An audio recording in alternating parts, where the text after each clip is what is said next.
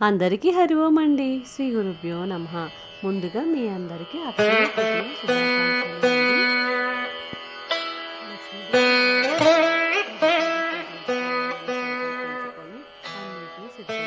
అండి. పూజను మొదలు పెట్టుకున్నాను అండి.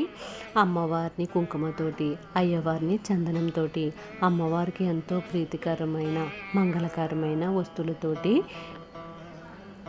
లక్ష్మీ అష్టోత్తరము, విష్ణు అష్టోత్తరము, కనకదార స్తోత్రము, మంద్వీప వర్ణన చదువుకుంటూ పూజను నిర్వహించుకున్నాను అండి. కలశాన్ని కూడా అమ్మవారికి ఎంతో ప్రీతికరమైన కలశాన్ని కూడా ఏర్పాటు చేసుకున్నాను. ఐశ్వర్య దీపాన్ని, మరొక పక్క అష్టలక్ష్మి దీపాన్ని కూడా ఏర్పాటు చేసుకున్నాను అండి.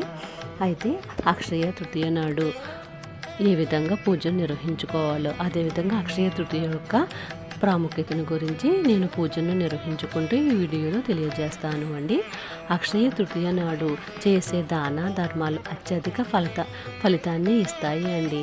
నారద పురాణం చెబుతుంది అండి. అది ఈ శుభతిథిన ఏ పని చేసినా అది విజయవంతం అవుతుంది అండి. అలాగే ఈరోజు దుర్ముహూర్తాలు వర్జ్యాలు ఉండవు అండి. వైశాఖ మాసం శుక్లపక్ష విధియను అక్షయ తృతీయగా పాటిస్తారు అండి. అక్షయ తృతీయ అంటే అపరిమితమైన అష్టైశ్వర్యాలను ప్రసాదించే తిథి అని అర్థము అండి. అందుకే ఈరోజు ప్రత్యేకంగా శ్రీ మహాలక్ష్మిని పూజించడం వల్ల సిరి సంపదలు చేకూరుతాయని పురాణాలు పేర్కొంటున్నాయి అండి. సూర్యచంద్రులు అత్యంత ప్రకాశంగా ఉండే ఈ రోజున ఏ కార్యం తలపెట్టినా విజయవంతం అవుతుందని పండితులు పేర్కొంటున్నారు అండి. అక్షయ తృతీయ రోజున జపం, హోమం, పితృతర్పణం, దానం అక్షయ ఫలితాన్ని సూచిస్తుంది అండి. నిత్యం భగవంతుని ఆరాధనలో ఉండేవారికి దానం చేస్తే గ్రహదోషాలు తొలగిపోతాయి అండి. దానాలను వేసవి కాలాన్ని దృష్టిలో పెట్టుకొని ఇవ్వాలి అండి. అంటే వేసవి తాపాన్ని తగ్గించే విష్ణుకర్ర, గొడుగు, పాదరక్షలతో పాటు శక్తి కొలది దానాన్ని చేయవచ్చును అండి. అలాగే ఈరోజు ఏ పూజ చేసినా అధిక ఫలాన్ని ఇస్తుంది అండి. పితృతర్పణం చేస్తే పితృలకు అక్షయ పుణ్య ఫలాలు లభిస్తాయి అండి. పితృతర్పణం విడిచే కొడుకులకు పితృదేవతల అనుగ్రహం అక్షయంగా లభిస్తుంది అండి. అక్షయ తృతీయ రోజున సముద్ర స్నానం చేస్తే మంచి ఫలితం ఉంటుంది అండి. ఈరోజు ఉపవాసం చేసిన అక్షయ ఫలితం ఇస్తాయి అండి. ఈరోజు చేసిన హోమాలు, దానాలు పితృదేవతలకు, దేవతలకు చేసే పూజలు క్షయం కాకుండా స్థిరంగా ఉంటాయి కాబట్టి దీనికి అక్షయ తృతీయ అని పేరు వచ్చిందని ధర్మరాజుకు శ్రీకృష్ణుడు తెలియజేశారు అండి.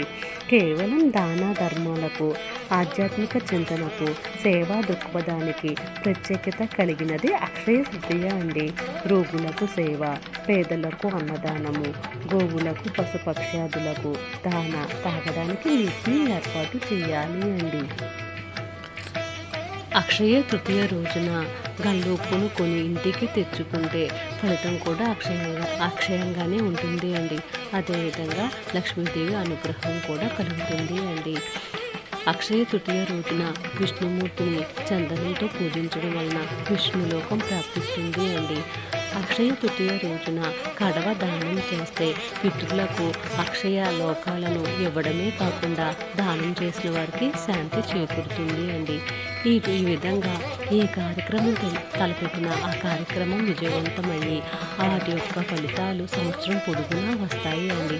అందుకనే అక్షయ తృతీయ రోజున చక్కగా దైవ దర్శనాలు చేయడము, మనసు శాంతిగా ఉంచుకోవడము, వీలైనంత దాన ధర్మాలు చేయడము ఉత్తమం అండి.